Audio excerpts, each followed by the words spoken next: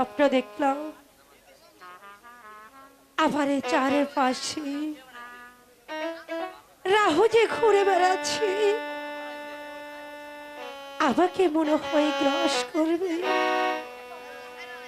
হে পাক পরোয়ার দিগার, তুমি আমার সহায় থেকো, তুমি আমার সহায় থেকো। সর্বনাশ হয়েছে বেগম সাহেবা, সর্বনাশ হয়েছে। কি হয়েছে সেনাপতি সাহেব? আমার আমার বলতে ভয় হচ্ছে বেগম সাহেবা। আপনি নির্ভয় বলুন নজর সাহেব। জাহাপনা এক রমণীর প্রেমে পড়েছে। না!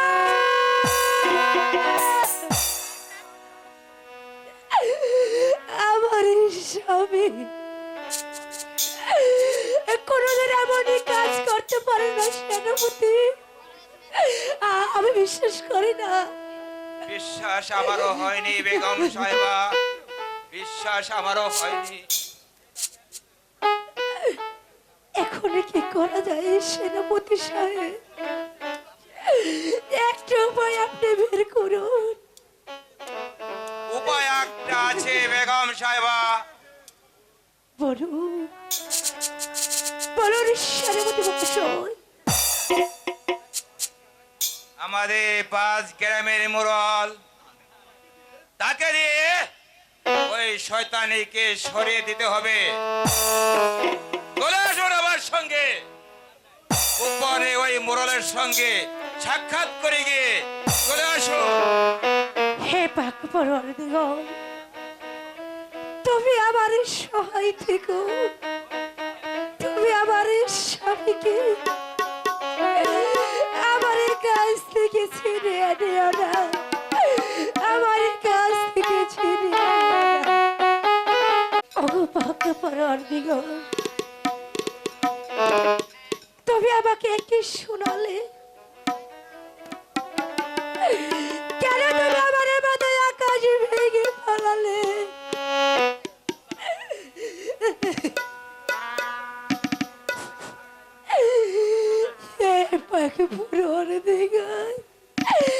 এমন কি অপরাধ আমি তোমার কাছে করেছিলাম যার ফলে তুমি আমাকে এমন পরীক্ষায় ফেললে? কেন তুমি এত নিষ্ঠুর হলে? ও পাক পরোয়ার দিগার, কেন তুমি এত নিষ্ঠুর হলে? আরে দেখো দেখি কাঁদছো। আরে এই যে বেগম সাহেবা, কাঁদছো কেন? আমার চোখের পানি মনে হয় মোরল সাহেব কোনদিন মুছে যাবে না। মোরল সাহেব, একটু দয়া করে আমার স্বামীকে আপনি আমার কাছে ফিরে দিন। আরে দেখো দেখি কাণ্ড, কি করেছে তোমার স্বামী? খোদা, আমি কেমন করে আমার স্বামীর কথা বলবো? আমার যে মুখে বাইরে পড়ছে খোদা। মোরল সাহেব, আমার স্বামী মোরল সাহেব। আরে তওবা তওবা তওবা। আরে দেখো দেখি কাণ্ড। আরে তবে তুমি কিছুই চিন্তা করো না, আমি আরে সব ব্যবস্থা করে দেব। মোরল সাহেব, আমি আপনার দুটি হাত ধরে বলছি, দয়া করে আমাকে বাঁচারে মোরল সাহেব, ওই শয়তানের হাত থেকে আমাকে ফিরিয়ে আনুন মোরল সাহেব। আমাকে একটু দয়া করুন মোরল সাহেব। ওই দেখুন আরে যাব তুমি না, কিছু ভেবো বেগম না। সাহেবের কাণ্ড আপনি নিজের চোখে দেখুন। আমি সব ব্যবস্থা করে দিব। বেঁচে থাকো, বেঁচে থাকো, বেঁচে থাকো। কলঙ্কিনী, দাঁড়াও ওকে চাপানো আপনি ফিরে এসেছি তোরে জব পাশানে তোর ওই পাপ মুখ দিয়ে আমার সম্মুখ থেকে তুই এই মুহূর্তে সরে যা। না চাপানা আপনি আমাকে ভুল বুঝবেন না চাপানা আমি এমন কি অপরাধ আপনার কাছে করেছি যে আপনি আমাকে কেন ভুল বলছেন চাপানা যা কলঙ্কিনী, তোর ওই মায়া কান্ডায় আমার হৃদয় এতটুকু গলবে না। ওই তুই যে কাজ করেছিস ভাবতে যে আমার অনেক অবাক হচ্ছে। আমি তোকে বিশ্বাস করে এই রাজ্যে নিয়ে এসেছিলাম, আমার হৃদয়ের রানী করেছিলাম। তুই তুই আমাকে এমন ভাবে ধোঁকা দিবি আমি কোনদিন ভাবতেও পারিনি কলঙ্কিনী। না চাপানা না কোথায় কোথায় শহরে চাপানা আপনি বিশ্বাস করুন চাপানা আমি এমন কোনো পাপ করিনি চাপানা আমি কলঙ্কিনী, সরে যা তুই আমার এই পাপ থেকে। আদেশ করুন জাহাবনা। যাবো কার শৃঙ্খল নিয়ে শহরে। তাই যাচ্ছি আমি জাহাবনা। ও স্বামী আপনি বিশ্বাস করুন আমি এমন কোনো কাজ করিনি পাপি মুখে আমার আমি বলে কোনদিন ভুল করো ওই মুখ নামটি উচ্চারণ করবি না তোমার সামনে। আদেশ করুন জাহাবনা। বন্দি করো কুচক্রি মুরলকে। তাই করছি জাহাবনা, আমি তাই করছি জাহাবনা। আরে দেখো দেখি কাণ্ড। আরে আমি হইতে 10 গ্রামের মুরল। আর আমার কি অপমান। আরে না, না, না, না, না। আরে মেনে নেওয়া যায় না। আরে চলো তো পুরি। আরে চলো পুরি। তাই চলুন, তাই চলুন।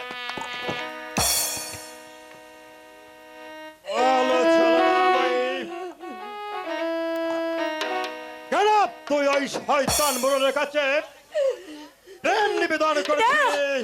না চাপানা না এমন কথা আপনি বলবেন না এই মিথ্যে কলঙ্ক করে বুঝা আমার মাথায় দিবেন না চাপানা এটা মিথ্যে কথা নয়, কলঙ্কিনী,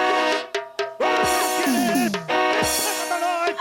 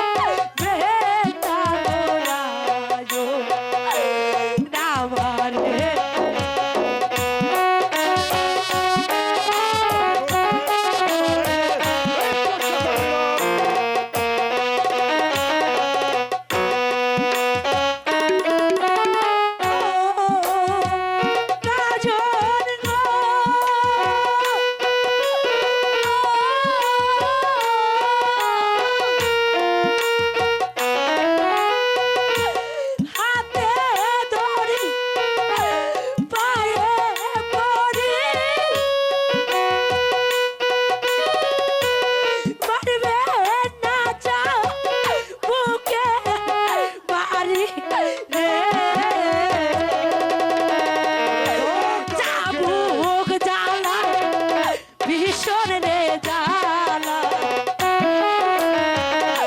ওরা সহে না পড়াতে রে।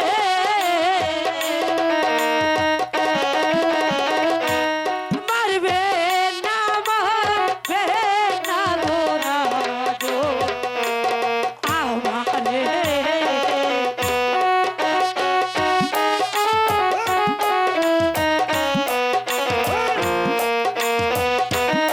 জয় আমার এই বাসা ছেড়ে তোকে কি করতে হয়? জানি ডাইনি। রাজন গো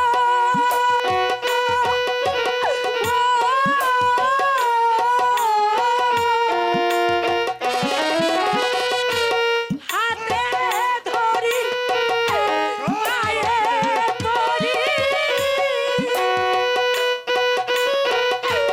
মারবে না যা বুকে পারি রে। চাবুক জানা ভীষণ রে ওরা সহে না পড়াতে রে।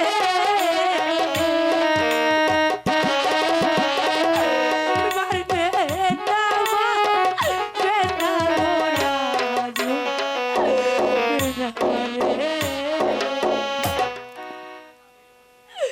স্বামী গো আপনি আমাকে ভুল বুঝবেন না স্বামী। হে পরে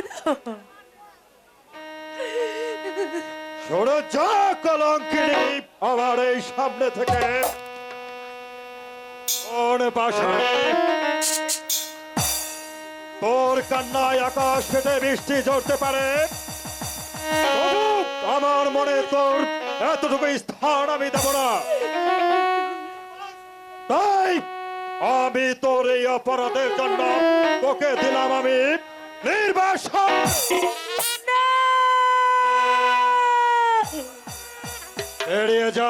বেরিয়ে যা তুই আমার এই রাজমহল হতে। না স্বামী না, আপনার আদের সামনে ফিরিয়ে দিন স্বামী।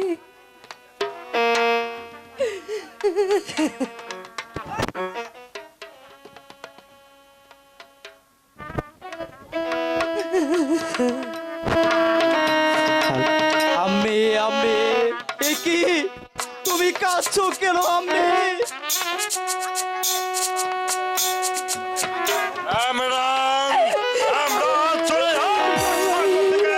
ও যে একটা কলঙ্কিনী পাশারে, ওর সম্মুখে কোনোদিন দাঁড়াবি না। ওরে বাবা ইমরান, আম্মি আজ হতে আমি তোর আম্মি নই রে। আমি তোর আম্মি নই, তোর আম্মি যে মরে গেছে বাবা, তোর আম্মি যে মরে গেছে। আম্মি আমি যে তোমাকে ছাড়া বাঁচবো না। সরে যায় ইমরান, চলে যায় এই পাশারে।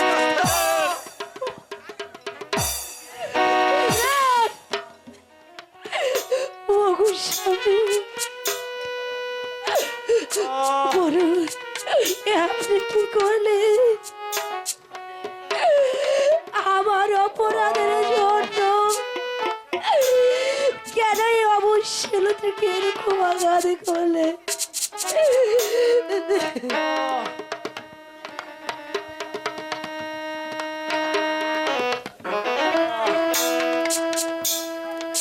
আর তুমি কেঁদো না আম্মি, তোমার কান্না যে আমি আর সহ্য করতে পারছি না। ও বাবা ইমরান, তুমি আর কেঁদো না আম্মি। ওরে বাবা ইমরান, কাঁদবো না কেন রে বাবা? গরিবের ঘরে যে জন্ম নিয়েছি, ধরে ঘরে জন্ম না মৃগা। তুই একটা রাস্তার ভিখারির মেয়ে, রাস্তায় যে তোদের মতো মানুষের স্থান। যা, এই মুহূর্তে আমার বাসা থেকে তুই বেরিয়ে যা। আমি আমি তোকে না, ঘৃণা না। করি। হ্যাঁ স্বামী, আমাকে আপনার আরে ঘৃণা করতে হবে না।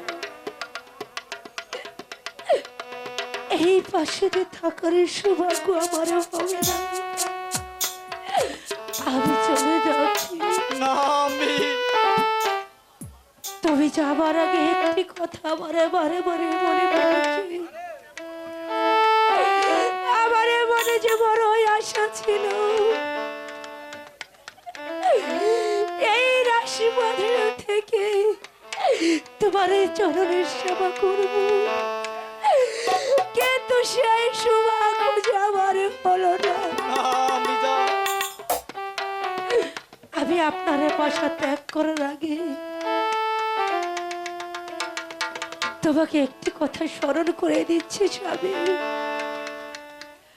আজ তুমি যাই শয়তানের পরামর্শ আমাকে বনবাসে দিলে, আমাকে তুমি দূরে সরিয়ে দিলে। একদিন এই হতভাগী রাহালার জন্য তোমাকে কাঁদতে হবে, তোমাকে কাঁদতে হবে। আজ তোমার আদেশে নিয়ে আমি চলে যাচ্ছি। তাই যাবার বেলায় একটিবার তোমার চরণ ধুলে নিতে দাও।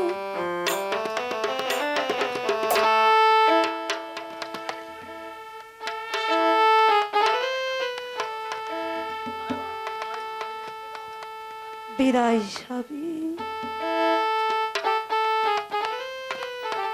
ওই আবার যাব,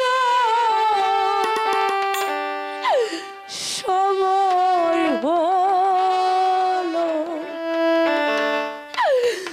দাও বিদায়,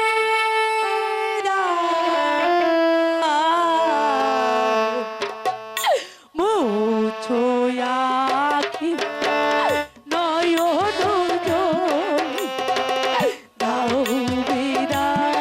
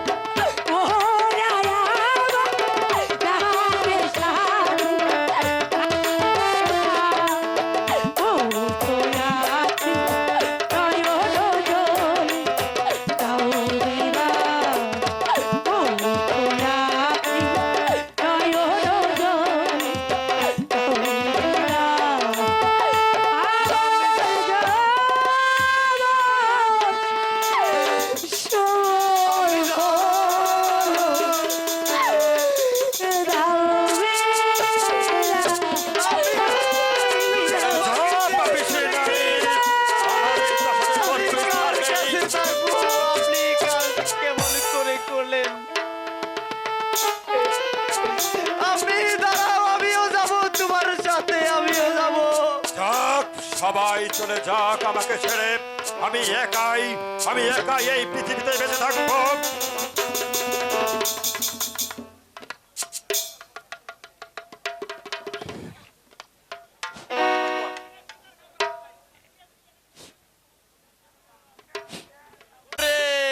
বাপ রে বাপ, ওই শালির যে আমার, ওই শালার ঘরের শালি ওই আমাকে ওই 136 ঘাটের পানি খেয়ে ফেলেছে। আবার যদি ওর সাথে দেখা হয় তাহলে ওকে আমি এই ফিটিং করে ছাড়বো।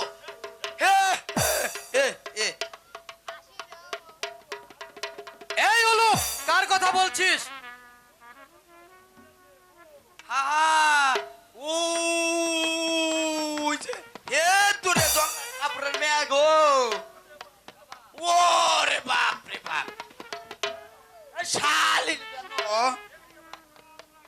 একেবারে কাল লাগিনির মতো একেবারে ভুস করে উঠে।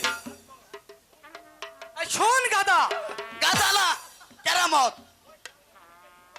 ওই কাল নাগিনীকে কি করে বশ বানাতে হয় সেই বিনবাসী আমার কাছে আছে। তবে তুই একটা কাজ করবি কেরামত। কি করতে হবে শাহজাদা? তুই শুধু ওই সাপুরের মেয়ের সাথে এই প্রেমের অভিনয় করবি। বাবারে, ও আমি পারি না, আমি ভালো পোলা। রে হ্যাঁ, কি কমু, দেখ এটা করা নি যায়, একেবারে খাঁটি কথা। ওই শালির সাথে এমন অভিনয় করব, ওই তারপর ওই শালিকে আমি বিয়ে করে ছাড়বো শাহজাদা। এই গাদা, তুই কাকে বিয়ে করবি? বাবারে মারবে থাপ্পড়।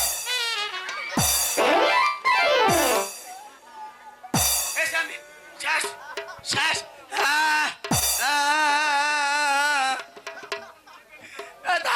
মারবেন কেন? আপনি তো কইছেন ওই সাবরের সামনের সাথে প্রেম করতে। আরে গাদা, চুপ করেন, গাধা না, কেরামত। এই তোকে শুধু প্রেমের অভিনয় করতে বলেছি।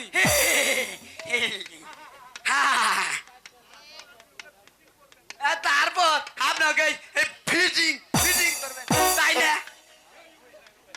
এই উলুক ফিটিং কাকে বলে? আবার বলে উল্টা কথা, কেরামত।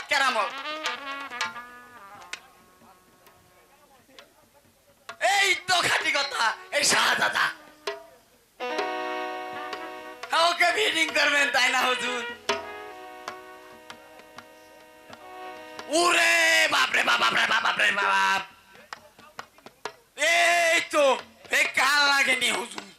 আহে এবার কাম সারছে রে, হায় রে, ওই বন্দি লয়ে রে, ও সামনে কাম সারছে, হায় রে, কাম সারছে, হায় রে, কাল লাগেনি রে। এই গাদা, হ্যাঁ,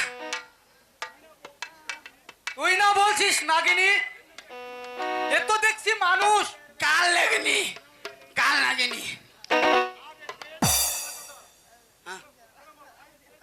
আরে সে দেখুন শাহজাদা, হ্যাঁ কেমন, হ্যাঁ লজ্জা করে, কেমন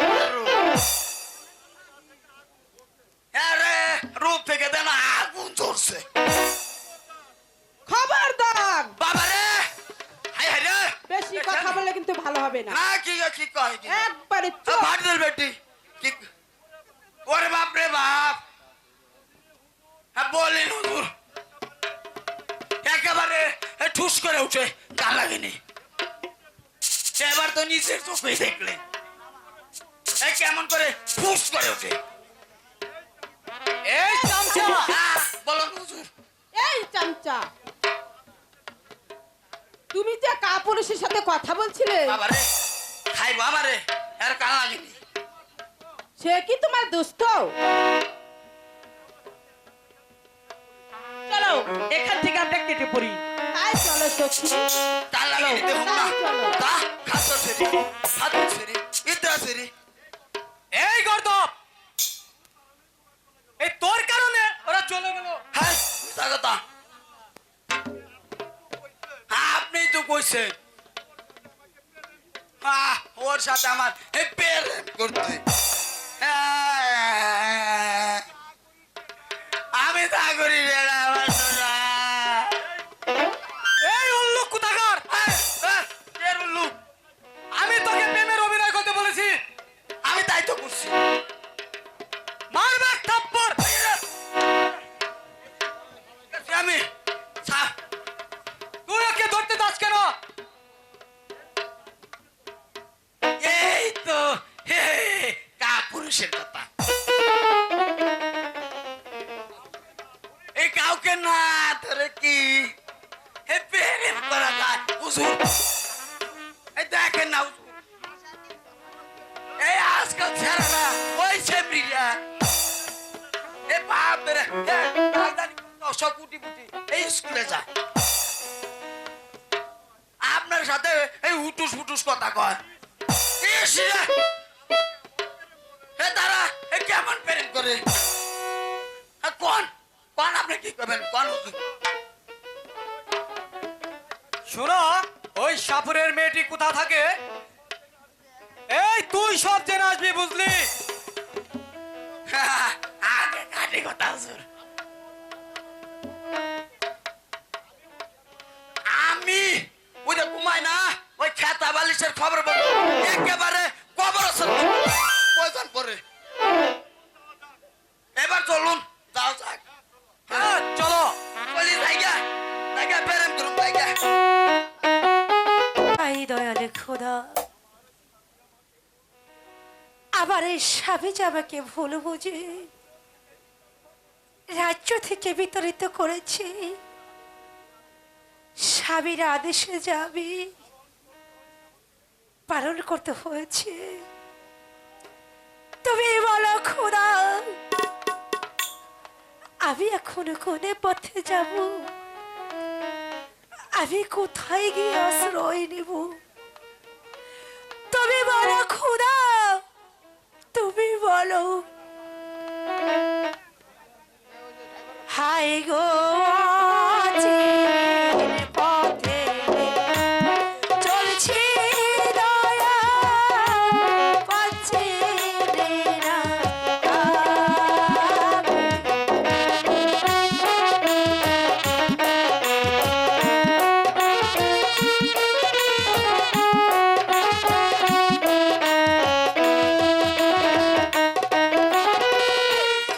অচিন পথে চলছি দয়া পার করে দাও তুমি,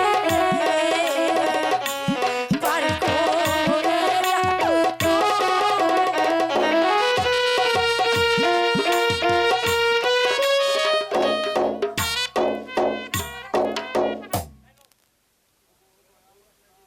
ওগো দয়ালে খোদা, তুমি এই অভাগীকে পথ বাতিয়ে দাও খোদা। কোন পথে গেলে আমি আশ্রয় পাবো? কোথায় গেলে আমি পথের দিশা পাবো?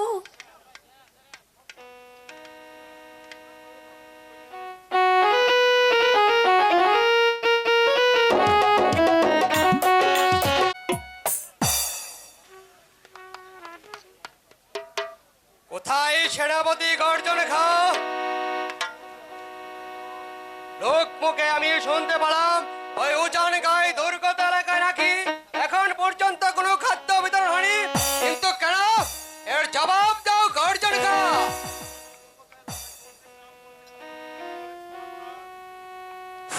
আপনার দুর্গত এলাকায় প্রত্যেকখানে খাদ্য বিতরণ করেছি, যাব না।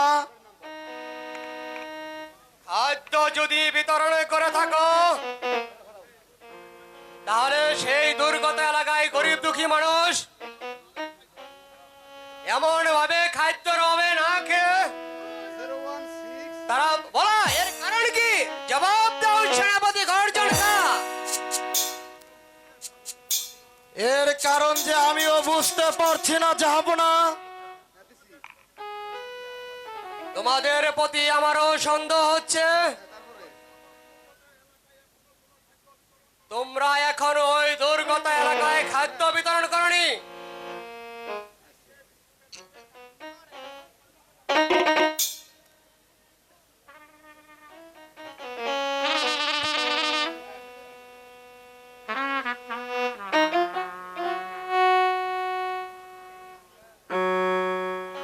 ভিখারি দুয়ারে খাড়া, ভিখারিয়া বিদায় কর ঘরের মালিক রে। খোদাই ভিখারি মরলে কলঙ্ক ঘরের মালিক রে। খোদাই ভিখারি মরলে কলঙ্ক।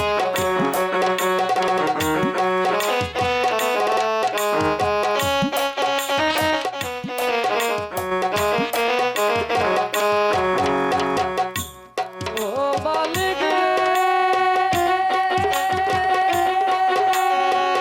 বাজাইয়া রংমহল করতেছ বসতি।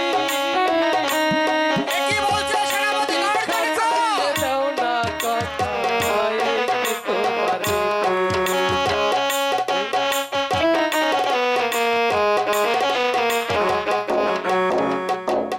ও মালিক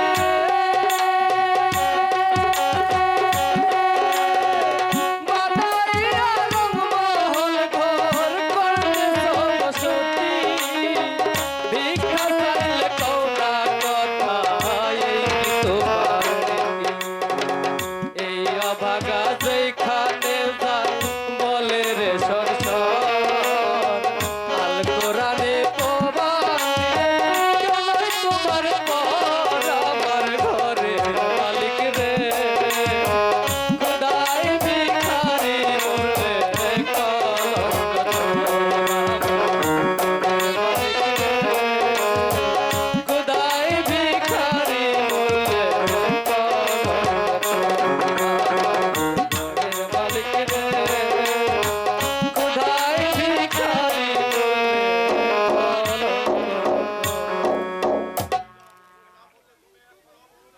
সেনাপতি, এখনো তুমি বলতে চাও দুর্গত এলাকায় তুমি খাদ্য বিতরণ করছো? বলো, তুমি চুপ করে রইলে কেন?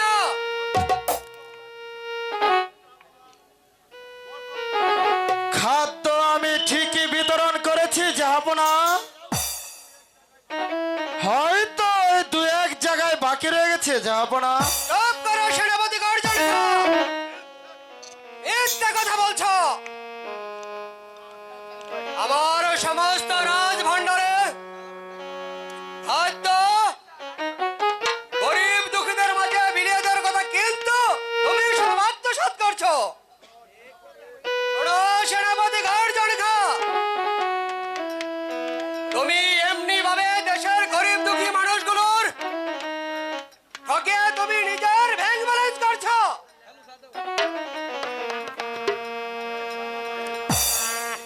এই নাও ভাই, আমার এই মুক্তার মালাখানা তুমি বিক্রি করে জীবন যাপন করো কি? জাহাপনা, আমি কি দিয়ে যে আপনাকে ধন্যবাদ জানাবো আমার সে ভাষা আমার জানা নেই। তবে যাবার বেলায় ওই পরম করুণাময়ের কাছে প্রার্থনা করে যাচ্ছি, তিনি যেন আপনাকে সুখী করে। শোনো সেনাপতি গর্জন খা, প্রথমবার আমি তোমাকে ক্ষমা করলো, কিন্তু দ্বিতীয়বার আমি তোমাকে ক্ষমা করবো না, ক্ষমা করবো না। এ কথাটা তুমি মনে রাখবে সেনাপতি গর্জন খা। অপমান অপমান, চরম অপমান করলে এই অপমানের প্রতিশোধ নেবই নেব নেব।